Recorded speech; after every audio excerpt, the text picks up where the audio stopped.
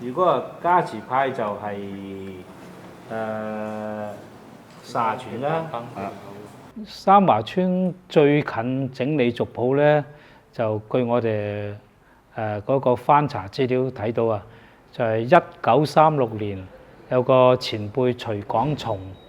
係整理過一次，但係咧就嗰本族譜整理出嚟之後咧，我哋而家都未睇得到。到咗1988年咧，到89年間，三華村啊徐艷華先生咧都整理過一本就《東海家聲》。東海家聲係只係整理到從始祖澤光公到大九世，即係開枝散葉嗰一代為主。之前嗰啲咧駁上去嗰啲啊，即係澤光公再接上去啲咧，我哋經過揾其他嘅隨氏族譜啊，其他嚟殷實過咧，就係有啲牽強落去嘅，所以我哋就想整一本咧，就真正有歷史記載記錄，比較有真實記錄嘅，就從整個珠三角嘅隨氏始祖澤光公開始，到一直到而家計起上嚟咧，差有成1000年嘅歷史嘅族譜。咁我哋咧就只係知道咧有個別嘅屋企，即係特別以前咧就我哋叫做有啲家底啊，或者係地主啊嗰啲咧，就有自己嘅一家嘅家譜，佢哋都可以連接到去澤光公去到始祖嗰度接落嚟都有嘅，但係就好少。咁而家我哋做開咗之後咧，慢慢發掘，大概都有10零20本，但係都係好零散、好細嘅。因為咧喺四清期間咧，好多都攞出嚟破四舊立四新嗰時啊，就將好多啲族譜都燒咗啦，所以咧就變咗好多斷層。咁呢個斷層出現咗之後咧，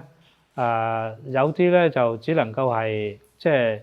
駁唔到啦，我哋就先打個問號喺度先咯，即係就唔好話據説乜嘢，我哋唔做嗰種。其實有嘅單起嘅字文用嘅單起，魚心味，呢度呢錯嘅字就難揾嘅，即係族譜係見過嘅，我爸嘅時候攞過俾我睇，就應該係我嘅太公嗰時候傳落嚟嘅，已經好殘舊，好有歷史，仲係以前嗰啲孫子，應該都有100年，但係咧就我哋嘅大家族個本就我都未見過。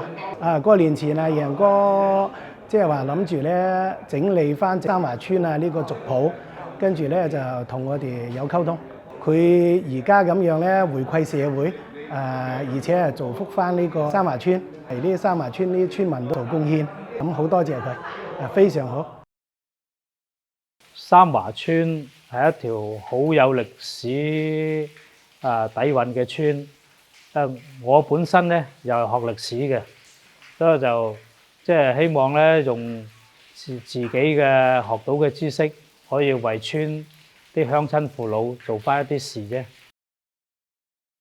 證明個祠堂份嘅字人一出嚟就又係6代又係7代。係啊。有人咧睇佢啲字真實2年前咧知道咗佢做呢件事啦，而家就係阿贏哥哋想法咧，就係將以前嘅從十幾代到而家30幾代嘅人嘅資料，去重新羅列一次咧，係一個好巨大嘅工程，係一個比較繁雜嘅工程。有一啲資料原始資料咧係會相互有一啲嘅衝突，甚至係有一啲嘅矛盾。但係唔奇怪㗎，呢樣嘢喺邊一個族姓、邊一個族個姓氏屋企都有出現呢種情況㗎，花時間咯。習大大之前講過，要知道我哋去邊度，我哋邊度嚟嘅，我哋要去邊一度。其實呢個問題已經俾咗答案啦。作為一個有着傳統文化同埋英雄歷史嘅一個縣同埋一個三華鄉，我諗呢一段殘缺嘅歷史應該揾一啲熱心嘅人去修補呢件事情。功在當代，利在千秋。咁我哋而家咧就一戶一戶咁樣嚟咯，即係我哋又講嘅叫做一個太公仔咁樣，即係首先咧就將佢分成5大房先，即係長房，係邊啲係長房嘅，邊啲係二房嘅，咁啊就分成5大房之後咧就一房一房咁樣整理，咁每一房咧就睇下佢哋相近嘅，或者係平時都比較行得埋啊，或者係煮飲嗰時會大家都叫埋啊咁，好似有啲話我哋嗰時煮飲自己人都有20幾圍喎，即係有幾百人喺度啦已經嚇。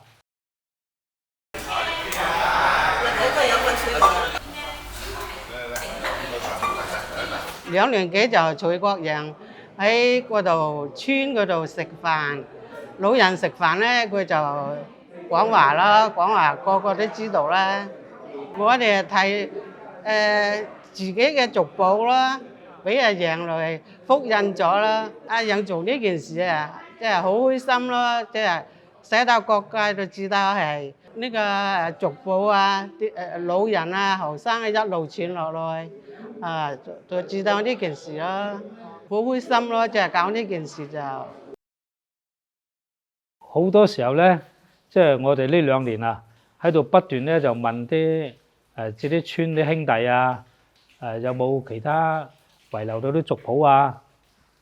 或者係有冇藏住喺邊度？會唔會有時唔捨得攞出嚟啊？咁開始咧就好多都覺得話，哎呀〜好少人有㗎啦，好少人有嘅，有都係自己屋企一家嘅啫，冇可能幫人哋寄埋㗎嘛咁。咁啊到而家咧，我哋陸陸續續